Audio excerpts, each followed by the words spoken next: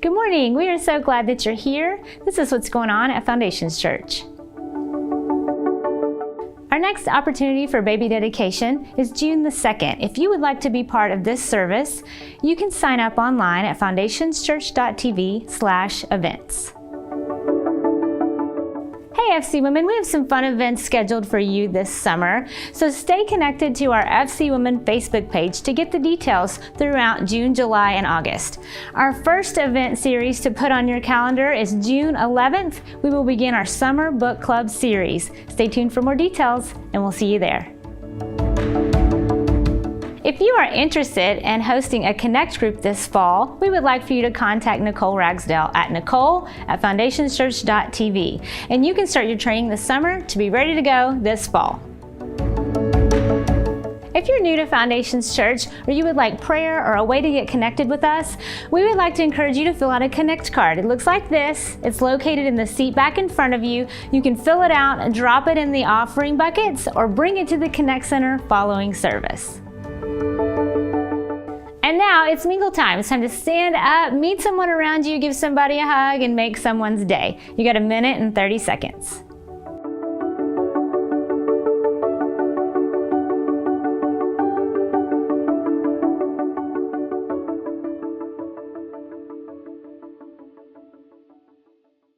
Good morning, Foundation Church. Hope you guys are having a great Sunday and a great Memorial Day weekend.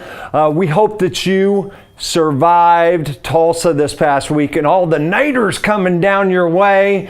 But really, we hope that you were safe and that you survived and that you're dry and that it stays dry is our prayer. Hey, this Sunday morning, we have one of my favorite people, Jeremy Fisher, coming to speak. He was one of my teenagers when I was a youth pastor, and he is doing an incredible job in Forney, Texas. He's an incredible communicator. He's very anointed, very gifted. So do this for me. Give it up for my boy, Jeremy Fisher. Oh, Foundations, did we survive the night? Woo! Y'all ready this morning? You guys awake? Oh, okay, now you guys are up late. So last night, my wife is not from Oklahoma. I'm from Tulsa, but last night, 12:45 a.m., you know, she starts hearing the siren. She says, "What is that?" And I said, "That's our state song, honey." That's how you know to get the barbecue pit out, you know. So, all the lights went off in the house. She's so panicked last night. And I was like, just relax, okay? This is normal. Apparently, you guys have been through this. We're living in Texas now, but apparently this has been like a week-long ordeal for you guys. So, man, I'm glad you guys are here this morning. I know we're on a holiday weekend here, but I'm just so thrilled to get to see so many familiar faces today. I know a lot of you guys just from years and years ago, being in Justin's youth ministry and just being from Tulsa myself. So I'm so excited to get to be here. My family will be here a little bit later today. You guys might get to meet him, but I want to start off by talking to you guys today about something that is just incredibly close to my heart. And I think every single person in this room, regardless of what age you're at, this is going to hit. I think that this one is just going to smack because you have felt it before.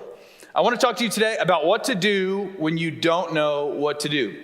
And you probably got a great glimpse of that last night. Like your spouse, if they don't have a plan, like some of you guys, those sirens starts going off and you're going through the drawers. You got your tornado kit. You got your emergency kit. You've got a meet-up place for your family in case something happens. Like if a tornado came rolling through my house, I'd be driving down trying to find my kids. You know what I'm saying? I don't know where we would meet at. I've got no plan for this sort of thing. But you know, what kind of person are you when trouble comes your way, when you don't really know what to do? What's the plan? You know, what's your default mode? What's your default setting whenever you experience something you didn't expect or something out of your control? Are you the kind of person that maybe holds your resume in front of God and you're like, you know, I didn't wish this illness on myself. I go to church all the time. I tithe. I pray. I worship. I'm a good person. You know, maybe you're the kind of person that you kind of hold your head down and just think, all I got to do is just kind of get through it. I'm just going to smile and wave when people ask how I'm doing. I'm going to fake it till I make it. You know, maybe you're the kind of person, and this is what I want to get to. You know, I've just got to admit, as a pastor, I'm not there yet, but maybe you're the kind of person that no matter what the season of life brings you, you can turn to God and just say, no matter what happens, I know you're faithful. I know you're good. I know you're going to take care of me. You haven't let me down yet. But what's your default mode? What's your default setting when you don't know what to do? We're going to take a look at a text today. If you spent any time in church at all, I'm telling you, you've probably heard this before, but this is Mark chapter 5. And if you'll keep a finger on Luke chapter 8, it's the same story. It's just different perspectives this morning. And you'll get to see just a really rich view of what Jesus is doing in the life of a woman who has waited for 12 years for something to happen. She's waited for a healing for 12 years, asked God to bring a healing to her life, and yet it's never happened. And then we'll get a look at a father who is desperate to find healing for his 12-year-old daughter. This is Mark chapter 5, verses 21 through 43. Check it out. When Jesus had crossed over again in the boat to the other side, a large crowd gathered around him. And so he stayed by the seashore. And one of the synagogue officials named Jairus came up and on seeing him fell at his feet and implored him earnestly, saying, "My daughter is at the point of death. Please come and lay your hands on her so that she'll get well and live." And he went off with them, and a large crowd was following him and pressing in on him. And then the detour. A woman who'd had a hemorrhage for 12 years and had endured much at the hands of many physicians and had spent all the money that she had, but was not helped at all, but rather she'd grown worse. And after hearing about Jesus, she came up in the crowd behind him and she touched his cloak, for she thought to herself, "If I can just touch the tip of his garments, I'll get well." And then immediately the flow of her blood was dried up, and she felt in her body that she was healed of her affliction. And then immediately Jesus, perceiving in himself that power had flowed through him, he turned around in the crowd and said, "Who touched my garments?" And his disciples, can you see this moment? It's kind of a ridiculous question. He's like, you know everything. Who touched me? You see the crowd pressing in on you, and you say, "Who touched me?" And he looked around to see the woman who'd done this. But the woman, fearing and trembling, aware of what had happened to her, came and fell down before him and told him the whole truth. She just starts rehearsing the play-by-play, every moment that was going through her mind. And he said to her, "Daughter, your faith has made you well. Go in peace and be healed of your affliction." And while he was still speaking, remember, this is a story about Jairus. While he was still speaking, they came from the house of the synagogue official saying, "Jairus, your daughter, she's dead. Why even trouble Jesus anymore?" But Jesus, overhearing what was being spoken, said to the synagogue official, "Don't be afraid any longer, only believe." Don't be afraid any longer, only believe. Man, that sounds like something that belongs on like a coffee mug or like a Hallmark card. That's not something you say to somebody when their child is on the brink of death and you're wasting time handling somebody else's issue. That's not the sort of thing you say. Now, I'm thinking if I'm Jairus, he's a pretty upstanding individual. We don't know a lot about Jairus from the text, but he's a synagogue official. That's like a pastoral, presidential kind of figure. People recognize him. They know exactly who he is. You can think of Pastor Justin when you think of Jairus. It's somebody that when his daughter got sick, people would know who Jairus' kids were. They would know, "Oh, that's Chloe. Oh, that's Charlie. I know my kids play soccer with him. My kids play basketball with him. I know who this guy is. I know his family." Jairus is an upstanding inner circle individual. And we're introduced to him in this scandalous moment where he falls down at the feet of Jesus and all dignity is lost. He's just begging him to move from point A to point B. And then all of a sudden, the detour. Which you've probably felt this in your life. Like you've tried to get God to move you from point A to point B. You're trying to kind of get to a place, and yet the hand of God is not moving, maybe in the timing that you want, maybe in the way that you'd like to see. And you're a little frustrated because God is handling other people's issues while you're standing there and you're just like, "I've been faithful. I've served in the synagogue. I've prayed the prayers. I've given the money. I've given the time. What's the plan here?" Unexpected. Unplanned. What's your default mode when it comes to this sort of thing? What do you do when you don't know what to do? That's how difficulty kind of works in our life, right? It just shows up. We're surprised every time, even though we know the unexpected is just around the corner. He's not here yet. I think he'll be in the next service, but I really wish you guys would get to meet my son this morning, Zeke. Zeke he's about to be 4 years old, and we are just beginning this journey with him where we've got an autism diagnosis from our doctor here recently. And we knew that Zeke was a little bit different because he's just not like most kids when it comes to making plans. we'll tell Zeke, this is just an example, but on our way up here, we told Zeke that we were going to go see Gigi and Jitdu. That's his granny and grandpa. And we said, we're going to go to Gigi's house. And for Zeke, he starts to plot this out in his mind. It's a really linear, it's a straight line. We go from our house to Gigi's house. Straight line, linear, one path.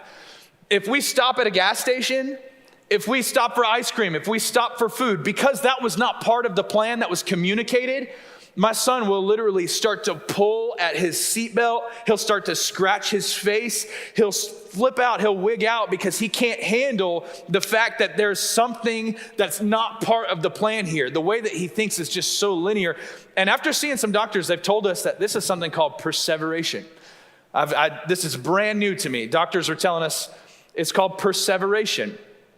And you may have seen it before. If you know anybody who's autistic, or you've got maybe an autistic child, they will get hung up on a phrase, or they'll turn like a word around over and over and over and over, and they'll just wear it out.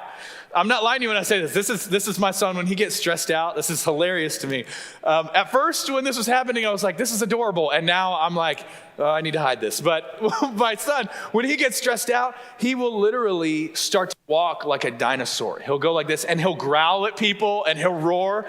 And look, at 4 years old, it's really sweet. But at 40 years old, like, we got to get this under control. You know what I'm saying?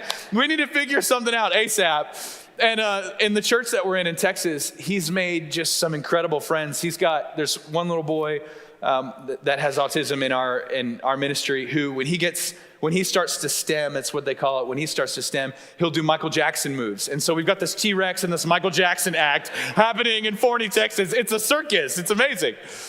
And I'll tell you, my son, he has such trouble with this perseveration thing because in his mind, the way that this works is it's a linear path. If we get off it, if something interrupts the flow here of the way things are supposed to be, suddenly he's frantic and freaking out and panicked because he can't see the way that this is supposed to be. He can't see the bigger picture here.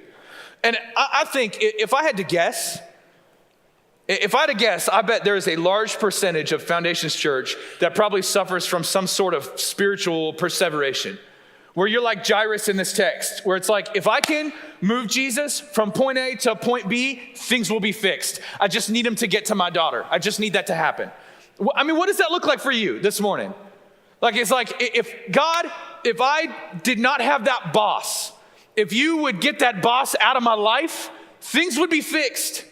God, I'm waiting for that promotion. I've worked so hard. I've done everything I can. I'm just ready for it, and you're not bringing it about. What's the deal? God, my family's not supposed to look like this. My children are not supposed to. I've got a wayward child. I've prayed, I've sought you, and yet you've done nothing to bring them back. Jairus is trying his hardest to move things from point A to point B. And then in a little glimmer of hope here, we see Jesus start to turn and start to make his way towards Jairus' house. And I think that this is so important to mention this morning, Foundations. Don't miss this. Just like Jesus' little phrase here, his little, don't be afraid, just have faith, his little coffee cup, little one-liner bumper sticker thing. I think it is so important that we learn to trust God in the difficult seasons of life. That's just kind of a no-brainer, right? I mean, your faith isn't made just for easy. Your faith is just not on easy mode. It's just not something that's convenient. I mean, your faith, God has brought you. I mean, I want you to take a second to think about all that God has brought you through for this moment. I mean, do you know the biology that is involved in just creating you this morning and just you being here? The certain set of parents who had a certain set of parents who had a certain set of parents from a certain country. Like, for you to get here this morning, the chances of that sort of thing. And yet you take a look at your life and there's this perseveration act where it's like, I can't get through the fact that God is not bringing about the things that I thought he was supposed to at this point. I'm supposed to have a spouse by this point. I'm supposed to be graduated by this point. I'm supposed to get that scholarship, that home, that house, that job, you name it. You got to learn to trust God in the difficult seasons of life because it's all about the character he's trying to build right now. It's all about the faith he's trying to mold within you right now. It might not make a lot of sense, but it's all about a bigger picture here that is your good and his glory. It's something bigger than you. But occasionally, this is hard. Occasionally, there's the detour. You're on the path of life, and then a detour. And the text says it's like this. Jesus starts to go off with Jairus towards his house to heal his daughter, and a large crowd was following him and pressing in on him. Verse 25, a woman who'd had a hemorrhage for 12 years and had endured much at the hands of many physicians and had spent all that she had and was not helped at all, but rather she'd just grown worse. After hearing about Jesus, she came up in the crowd behind him and she touched his cloak, for she thought, if I can just touch his garments, I'll get well. And then immediately, the flow of her blood was dried up, and she felt in her body that she was healed of her affliction. I love this. Have you ever tried to fix something and you've only made it worse? I'm like, whatever a handyman is, I'm like the total opposite. I'm like Tim the Toolman Taylor. Like, you give me something, I will blow it up. I will set it on fire. I will find a way for myself to break it. Technology knows when it touches my hands. It just commits suicide. I am terrible when it comes to any kind of fixing anything. It's just not me. But that's not the case here. That's not the case in this text. Like, it says that she spent all the money. It says that she's sought the doctors. It says that she's tried her hand at everything, every possible avenue. I mean, she's dialing up, herbal stuff, trying to get the oils. She's calling up different people, trying the different remedies here and there. She's diffusing stuff in her household. She's doing everything she can to make sure that she's well. And yet it says that God never brought about any kind of healing in her life.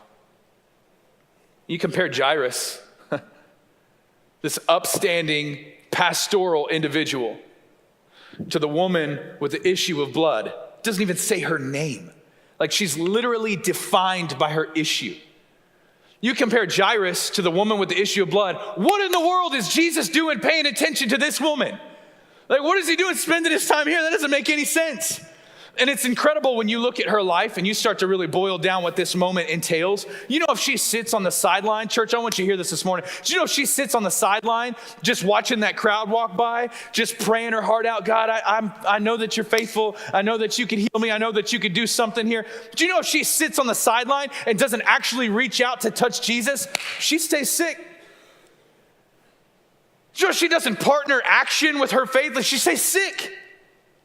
I mean, you can have all the faith in the world, but faith can't fix what you won't face.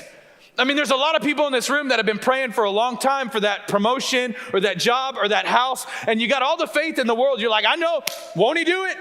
Won't God do it? Ain't he faithful? But it's like you're not working.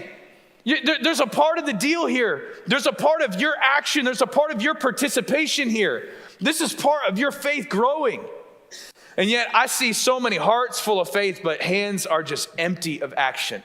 I mean, that's the church as a whole sometimes. This woman reminds me,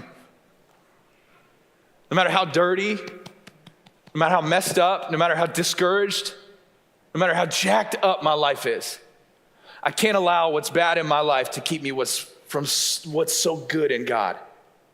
Don't allow what is so bad in you to keep you from God's good.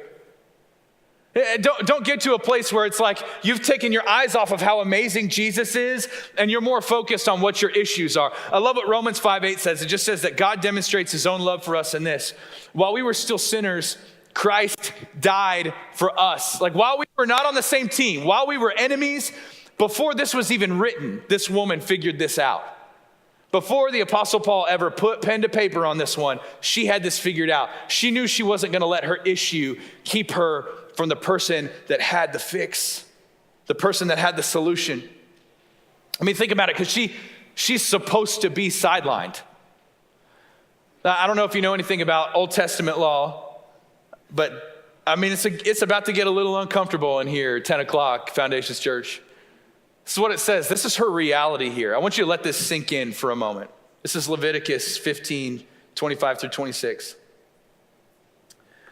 When a woman has a discharge of blood for many days at a time other than her monthly period, or has a discharge that continues beyond her period, she will be unclean as long as she has the discharge.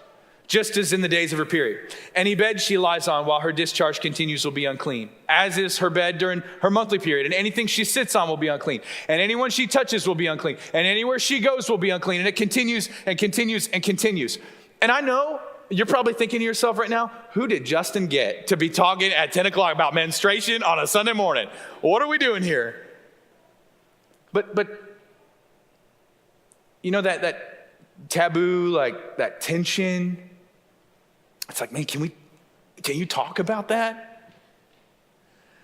Yeah, it's her life. And if she sits on the sideline, more concerned about what will people think? I mean, think about the visual, like stained. She has no money. She cannot, I mean, she's not wearing, ripped up jeans and a cool shirt. She's not doing that. She's anemic. She's at a place where she has nothing to offer. And yet she wasn't about to let her circumstances keep her from the person that had the change. She wasn't about to let the things that she's gone through, her history, keep her from a future that could be so different.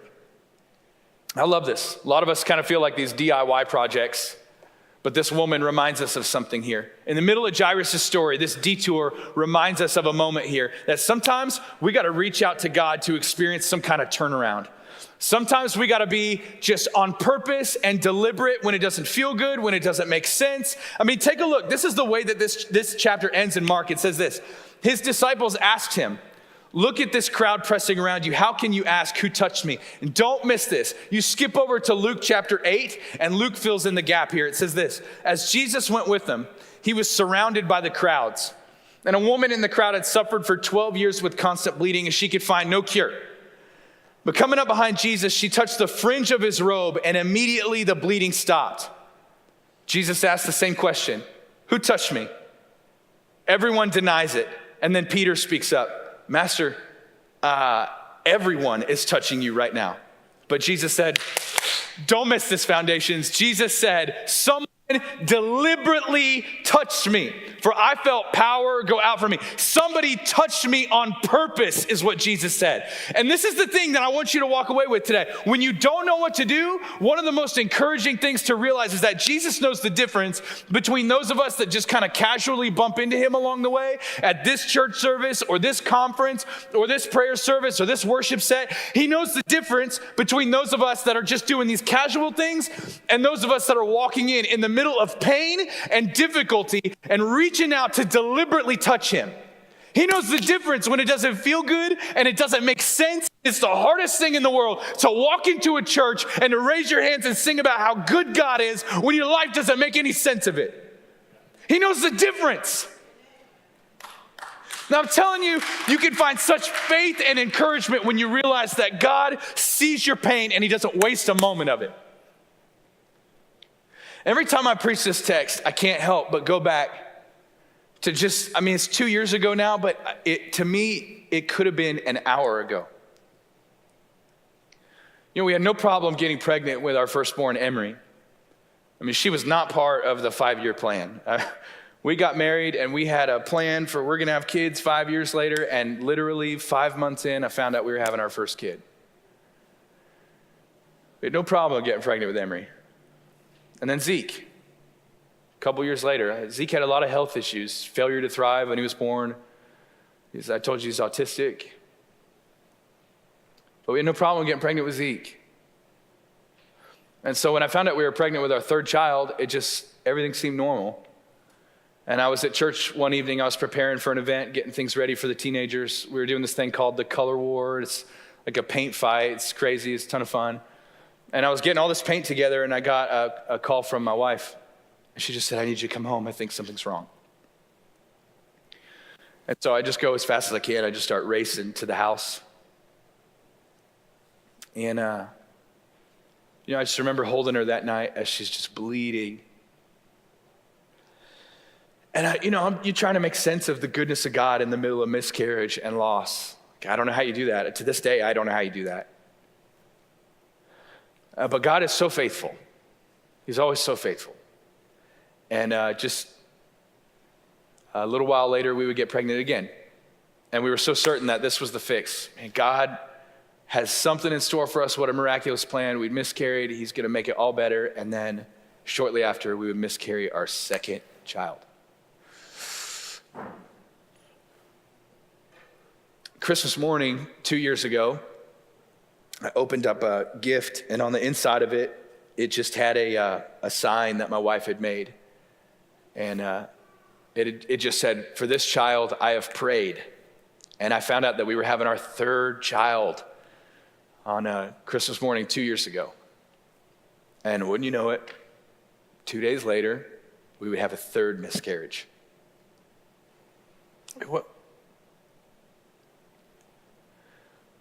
You know, I remember there were nights I would take the pillow in my room and I would just hold it over my face and I would scream as loud as I could. And I would try to remind God, do you know what I do for a living? Like I'm a youth pastor. I literally make other people's families better. That's my job. And so what you're gonna do to my family is you're gonna let mine dry up and die?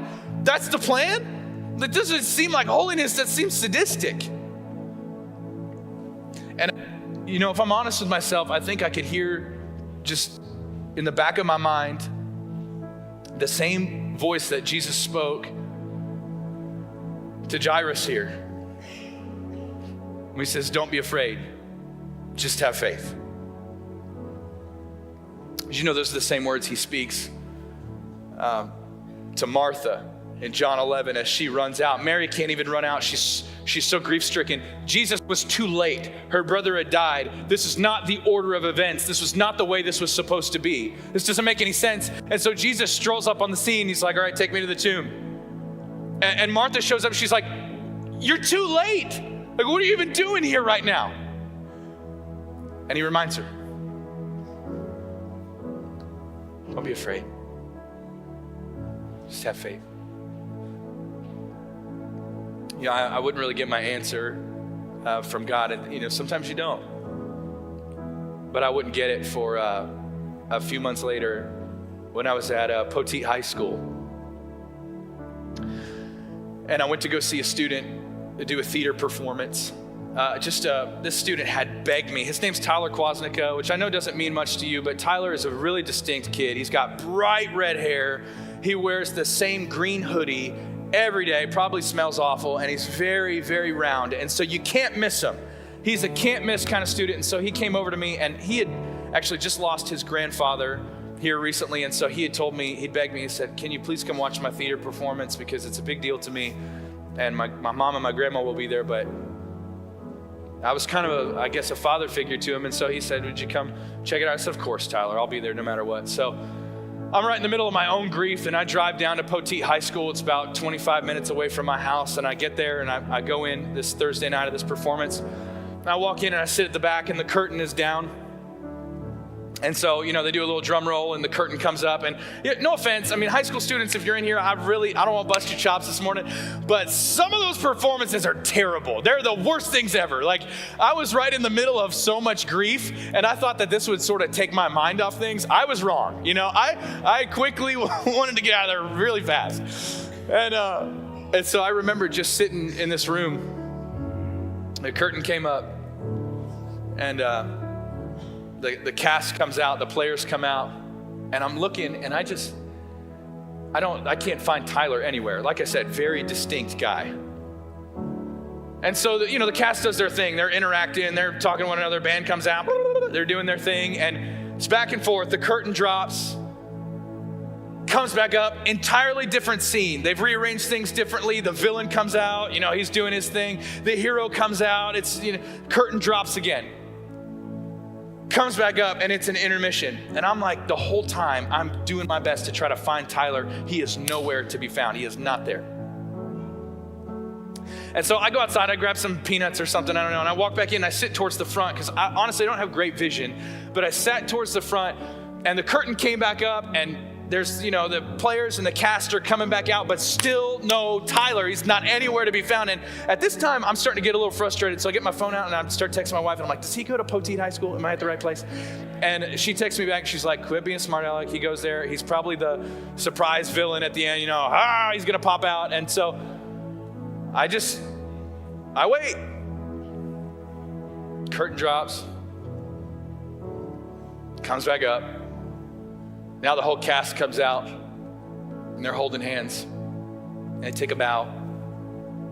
And I've got to be honest, there is steam coming out of my ears right now. Because like I said, I was right in the middle of the hardest season of my life. And I literally went to watch a play for a kid that was not even in the play. Like, I was getting very frustrated. And so I was about to get up. And as the cast is taking their final bow, the stage director walks out and she says, hey, I want to pay special recognition to our stage hands in the back. And wouldn't you know it, out walks Tyler Kwasnicka with his clipboard. He's the proudest kid in the world. And he points at me like this. And I gave him the finger. No, I didn't do that. I wanted to just, so bad. I did it. But he raced down afterwards. He's just glowing. He raced down afterwards and he said, did you like it? And I said, no. And he said, why? And I said, you weren't even in it. And don't miss this. I'll never forget this. The rest of my life, I'll never forget it. He said, yes, I was. I said, Tyler, I looked at every person in the face and you weren't even in it. He said, every time the curtain dropped and the scene changed, when it looked like things were just a little too hopeless and that the hero was never going to prevail, that was me back there. I was moving the curtain and I was sending people out and I was pulling people back in and I was moving the storyline along. You just didn't see me. I drove home that night and I was just gripping the steering wheel and I remember just crying uncontrollably. Sometimes I can't always see my Father. I can't always see him at work, but I know his hand moves for my good and his glory always. I know he's always bringing certain things about, arranging certain things around, moving certain seasons, taking certain things in and out. And I just got to trust that he knows the story better than I do. I got to trust that he's got a plan that is much, much bigger than mine and much, much better than mine. And that I've just got to be deliberate along the way. That I've got to be on purpose along the way, worship him along the way, to trust him along the way. He's got something bigger and better in store. And I've just got to expect God to still be God no matter what. Expect God to still be God no matter what. The text finishes with this. And Jesus stopped the crowd and wouldn't let anyone go with him except Peter, James, and John. And when they came to the home of Jairus, Jesus saw all the weeping and the commotion and the crying and the wailing, and he went inside and he asked, why is everybody crying? She's not dead. She's asleep. And the crowd laughed at him, but he made them all leave, and he took the girl's father and mother and his 3 disciples into the room where the girl was lying. And holding her hand, he said to her, Talitha cum, which means little girl, get up. And the girl, who was 12 years old, immediately stood up and she walked around. They were overwhelmed and totally amazed. This is a story of 2 desperate people. If you're not careful, you'll miss it, because I was so certain that this was a story about Jairus. I was so certain. But did you notice what Jesus calls the little girl here? He calls her daughter. And do you remember what he calls the woman with the issue of blood? Doesn't define her by her issue. He calls her daughter.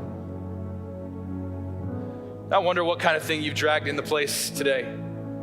Something out of your control, something you're frustrated with, trying to figure out what God's plan is in this whole ordeal.